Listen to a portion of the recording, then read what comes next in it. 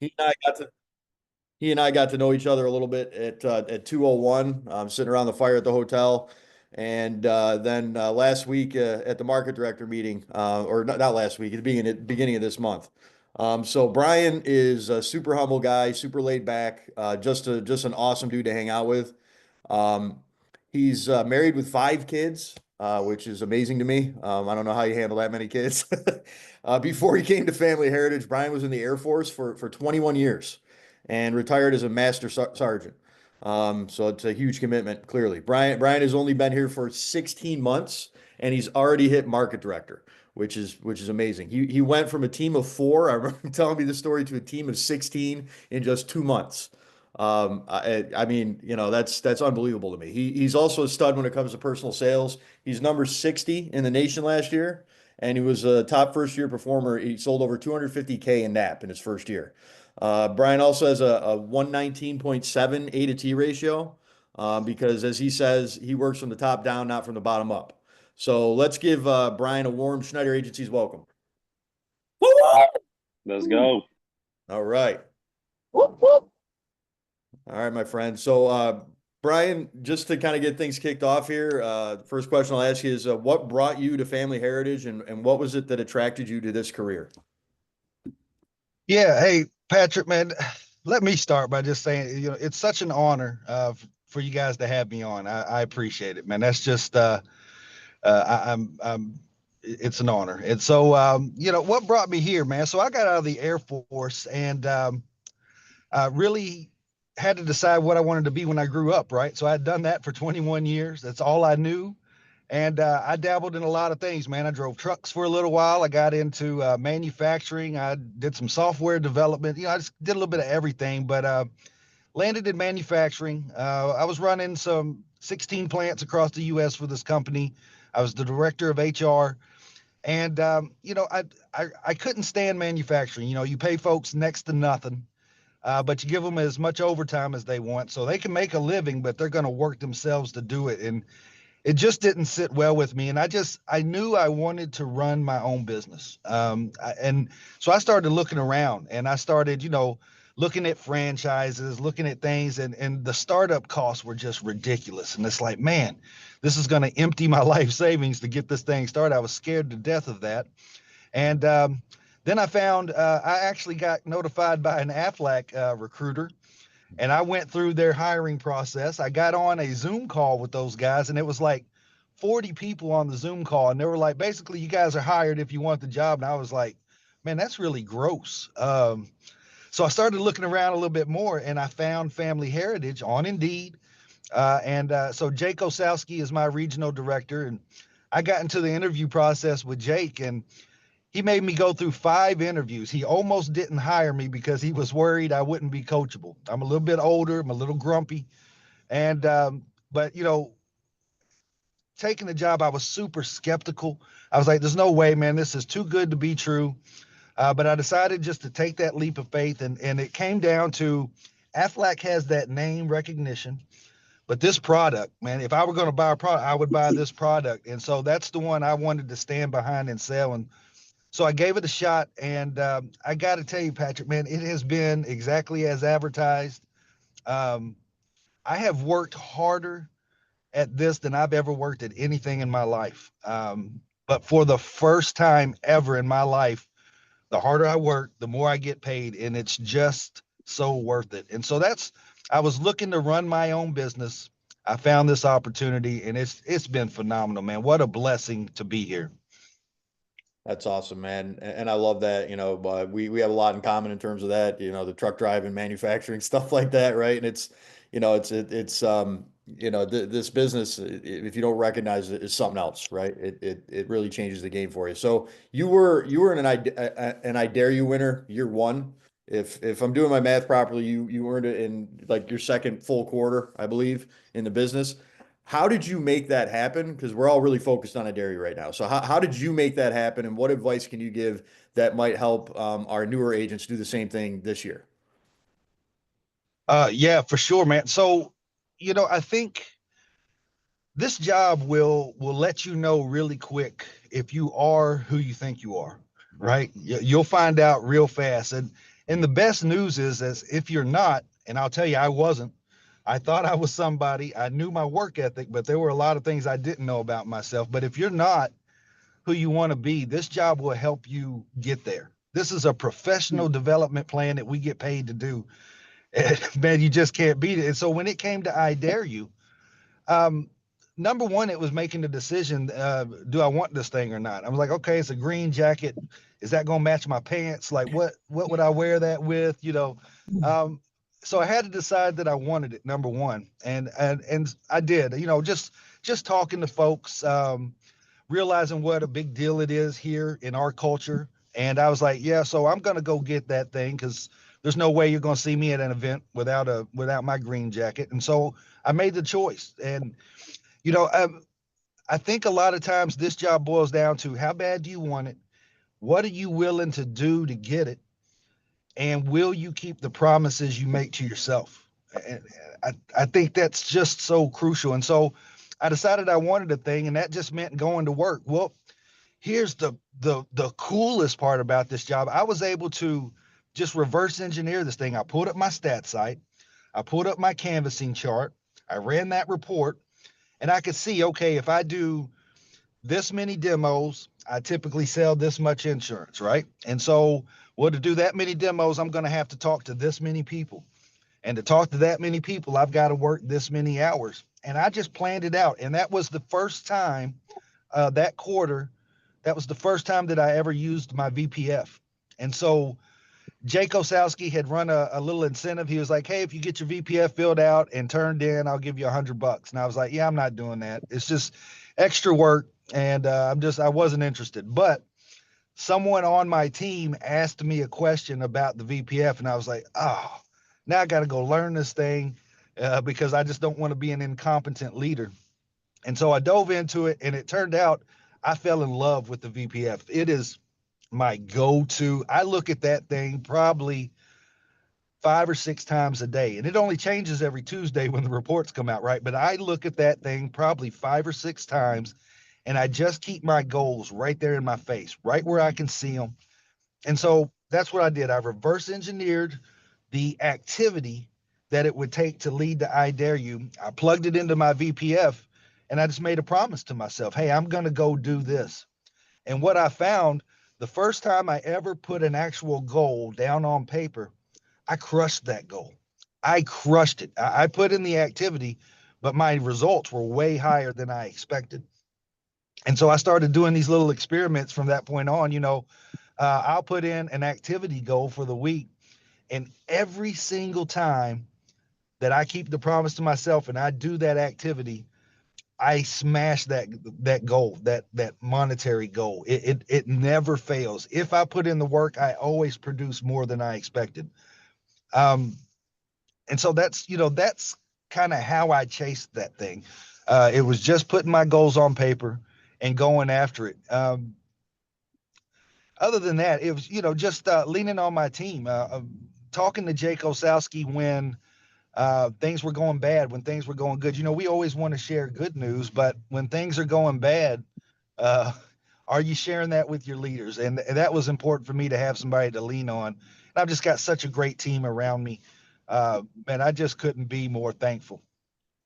That's awesome, man. And yeah, we had Jake on this call a little while back, and I've never really had a conversation with him in person, but man, he's seems like an awesome guy, and everything you said about him is spectacular. So it's great to have great leadership here. I mean, that's super important. But I think from my perspective, the most important thing you said there was just basically having a goal, going to work, and getting it right, getting it done. I mean, and the reverse engineering thing is huge, and I hope everybody heard that. Fill out your VPFs. I did the same thing, man. At the beginning, I was not good at it, right? But it is so important, right? It just gives you something to shoot for. So at this point, as a market director, amazingly, you hit that in 16 months.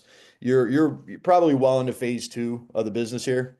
Still doing some phase one stuff, but working into phase two. How are things different now in your business than they were in phase one? And how does your day look now versus what it looked like when you first started?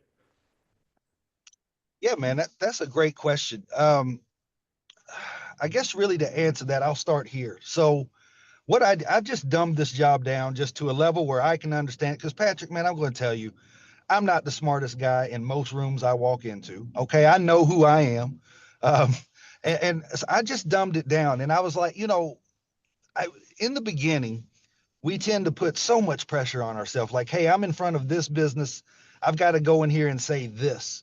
Or at this business, I've got to say that. No, you say the same approach no matter what business you're walking into. Take that pressure off yourself. Um, so that's where it started. Yeah, to really understand this thing, I, all I have to do is walk into 25 businesses every day and say the words, the words that we learn. It's like that. Literally, that's all I have to do. It's all about being emotionally detached and unattached from the results and just be in love and committed to the activity. Because when you can get home at the end of the day and you feel just as good on a day where you didn't protect the family as you do when you rode an eagle in a day, that's when you know something magic has happened, because I'm just committed and emotionally attached to the activity because I can control that. And so, phase one of the career, it's walk into 25 businesses, say the words, they're either cool or they're not. Use the rebuttals. If it works, great. If it doesn't, cross them off, go see somebody else. It's just a numbers game. I believe it's so important for us to be technically sound. You've got to know your sales conversation in and out. You got to know those rebuttals, and you got to get comfortable using them. But I don't think any of us should brag or take credit when we protect the family. The only thing we did that we should be proud of is we walked into the business, because the sales conversation works, guys. We sell the best product on the market. um, they're either cool and open-minded and it makes sense or not. Take that pressure off yourself. Just control what you can control. So phase one, that's all it was. Hey, I'm walking into 25 businesses, hell or high water, no matter what happens. That's what I'm doing today. And I did that. So now as we start to rotate and shift into phase two, I'm starting to lose some field time. So, you get into training, you start spending more time with your team. You're training. They're either behind you or you're behind them.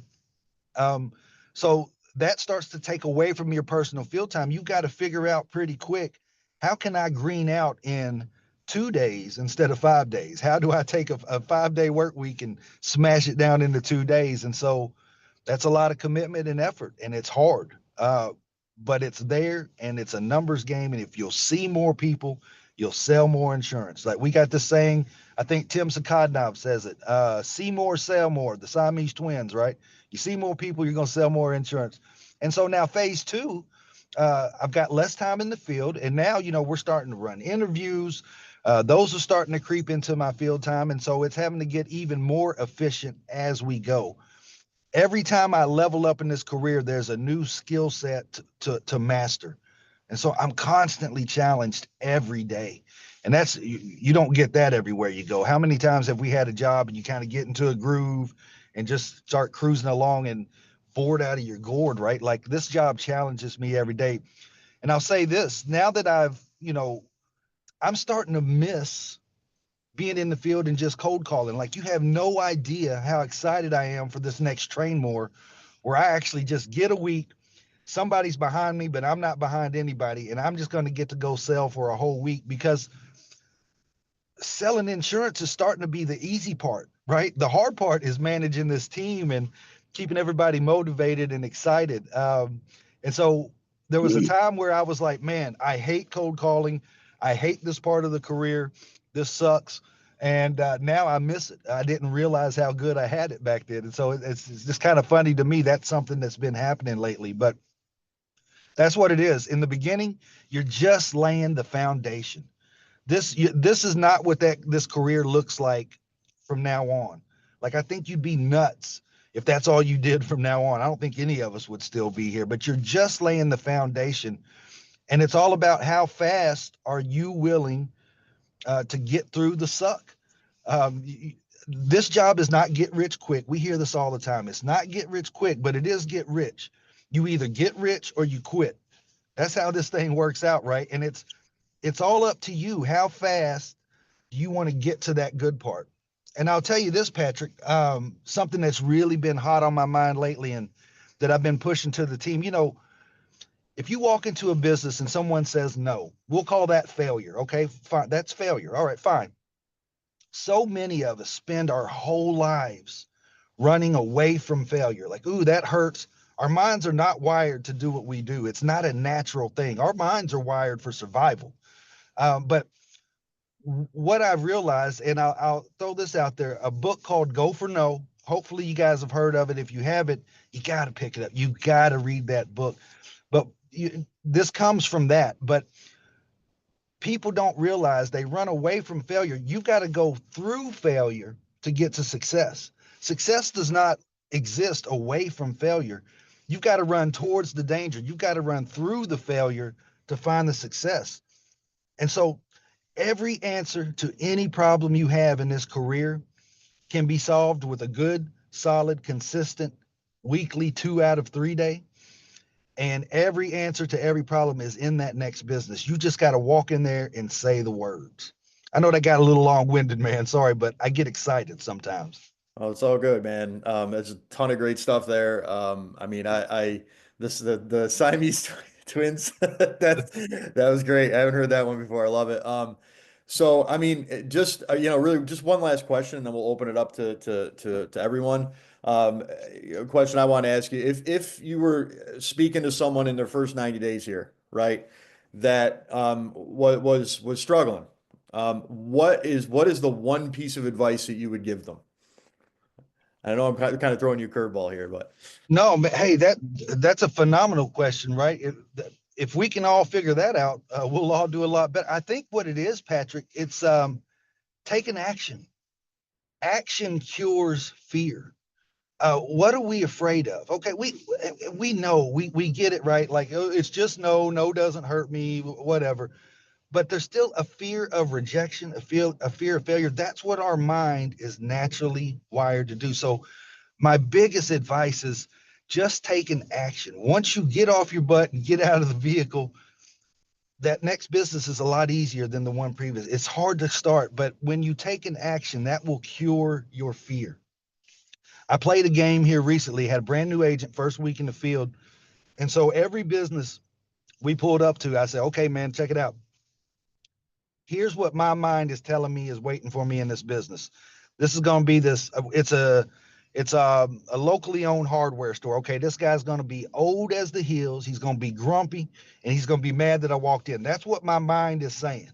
Now let's go in here and see what happens. And so we did that all day long. And one out of every 8 times, my mind was correct. 1 out of every 8 times. So that means 7 times the person was cool, not what I thought it was going to be, ended up protecting a slew of families. It's our mind is a liar. Your heart and your feelings, those are liars. Take action, get off your butt, walk into the next business because that's where all the magic is. It's behind that next door. And not to mention, guys, I mean, at the end of the day, I'm a competitive person. I want to win. I want to succeed. But it's really about that person behind the door, right? We owe it to whoever's in that next business to give them an opportunity to see what we do. We don't know who's in there or when they're going to need what we do. And the longer you're here and the more claims you start to have from your own personal clients, I promise you that your conviction level just continues to rise. And the longer you're here, the more you believe in our system. But it's so important. We talk about the system, the system, the system. System works when we go to work.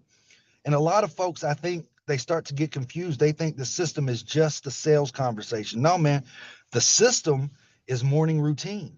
What are you doing in the morning before you hit the field? The system is leveling up at night when nobody else is watching. If you want your name in lights, you got to do a lot of work in the dark. What are you doing to level up? Are you listening to positive material in the morning? Are you listening to technical stuff and leveling up at night? And are you using the sales conversation word for word and the rebuttals? That's so important. And so my advice, Patrick, man, I'm on a good one today. That was really long. So my advice is get off your butt, take an action, and try to prove us wrong, right? Prove to me that this system doesn't work. Go out and see 25 people today and see if 6 of them won't sit down with you and give you a demo. And I guarantee you, if 6 of them sit down, you'll protect the family. It's just a numbers game. Stop putting so much pressure on yourself. Boom. That's it, man. And if you want your name in lights, you have to do a lot of work in the dark. I love that, man. I mean, it's the truth, right? And I have a lot of conversations like that. And the other thing that I love about that was your mind tricks you, right? You have one bad experience in one business, and you have this expectation. The next time you walk into a similar business, you're going to run into that same person, right? And 99% of the time, dead wrong. And I love that. I think that's absolutely fantastic, man. So awesome job. So just want to open it up to everyone here. We got 50 people on the call here. For any questions you might have for Mr. Mallory, this is your opportunity to ask one of the best. Any questions you might have. So let's have at it.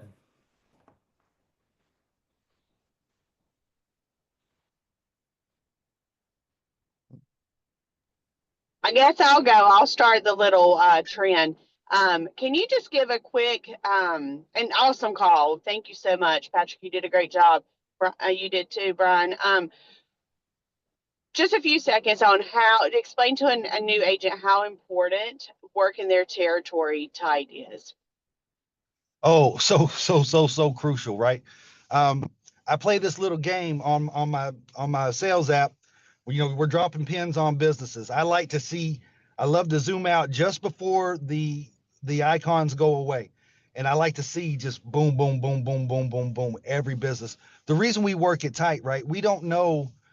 uh, First of all, we work it like an oil spill. We work it tight. It's literally next business on the right. But what that does, that little area, those people see each other all the time. It's so important. And you're getting that pre-approach to the next business. And oh, hey man, I know Lori over here at the flower shop. It's right across the street. Trust me, they see Lori on their way in and out of work. They probably talk from time to time. And so it's just so important to work your territory tight. And it's also just staying organized, just knowing where you're at. You don't know your business if you don't know your numbers. You don't know your business if you're just flying by the seat of your pants, chasing off referrals. Business on the right. Keep it simple. It takes so much pressure off yourself when you just keep it simple. Just go to the next business. Great question. Thank you. Thank you. Mallory, good morning, and thank you so much for being on, man. It's good seeing you again. Um, when you first originally transitioned from, just focusing on sales, personal sales, and then saying, you know what, I'm gonna take that next step, I'm gonna take that transition and start field training. How did you personally know you were ready? Did you know you were ready, or were you just, hey, let's do it, and I'm gonna skill up, and we're gonna make it happen? Oh, Josiah, man, great question. And uh, real quick, let me throw it out. You guys, Josiah Carr, the sharpest dressed dude in all of family heritage, right? I mean, this young man is always so sharp. I ought to make you stand up, turn around, do a little anyway, dude. So check it out. When I came here, I knew I wanted to get into leadership. That was the goal in coming here. And so I just asked Jake Osowski, what do I have to do to get into leadership? And he said, well, you got to work consistent. You got to be able to green out consistently, and you got to be able to have a duplicatable sales conversation. Use that thing word for word. And so I went out there and I made that my focus. And a month and a half in, I got my first person to train, right? So I earned Jake's trust and respect, and he gave me somebody to train. And that happened to be Sean Fulton, who's now my number one key net player, top leader on my team, and best friend, long-term business partner. Crazy. First guy I trained, right? But I was not ready, Josiah. Here's the coolest part, man. I've been in leadership for years. I'm 10,000 years old. Like, I've been in leadership forever. And I didn't think there was a lot you were going to teach me, but I'll tell you this, leadership here is a lot different than leadership anywhere else. And so I was not ready. I had no idea how to lead in this environment, and I had to learn a lot of new stuff. I had to put a lot of new tools in my belt. I was able to apply some of the stuff that I brought to the table for sure, but I've learned so much because, guys, we're when you it's an honor and a privilege to lead somebody. When someone allows you to lead them, what an honor and a privilege, right? We got to see it that way first. But it's also, just knowing that You're not their boss. We're business partners. I'm your leader, but I'm not your boss. And so just understanding, I'll tell you why our culture works. We tell each other what we need to hear, not what we want to hear. And we commit to that on day one, and we follow through with it. And we have those tough conversations when they need to be had. It's not easy, but it makes it so worth it. And that's why the folks that stick around, we're growing something so special here. And I mean, I wouldn't trade. I used to say, this may sound crazy, you guys, but I used to say, I'll take the worst airman I ever had in the military over any civilian I've met, right? I was just like, ugh, civilians. Um, I've here at Family Heritage, I've found the most high caliber people I've ever been around. That's 21 years in the military, some outstanding men and women I've worked with. The most outstanding people I've ever seen or been around are here in Family Heritage. And so that's it, Josiah. No, I wasn't ready, but I knew coming in that I wanted it. And so it was just, what skills do I need to pick up? We reverse engineer everything in this business. What the career track is so clear. If you want to be a market director, here's what you do. Okay, you gotta have 50 submits. All right. Well, how many people do I have to have every week that'll get me? You just reverse engineer this thing, and you're never ready. Take the leap and learn. That's what you got to do. You got to put your feet in the fire, burn the boats, jump into this thing, and figure it out. Uh, Spoiler alert, and I'll share a secret with you guys. Most days I feel like I have no idea what I'm doing. I'm just holding on so tight to this thing. It's all going so fast, but I know I can do my best every day. Thank you, Mallory. It's a pleasure seeing Yes. you this morning. You too, man. Brian, Love hey it. buddy, it's Zach. Real quick, not really a question, but just a compliment.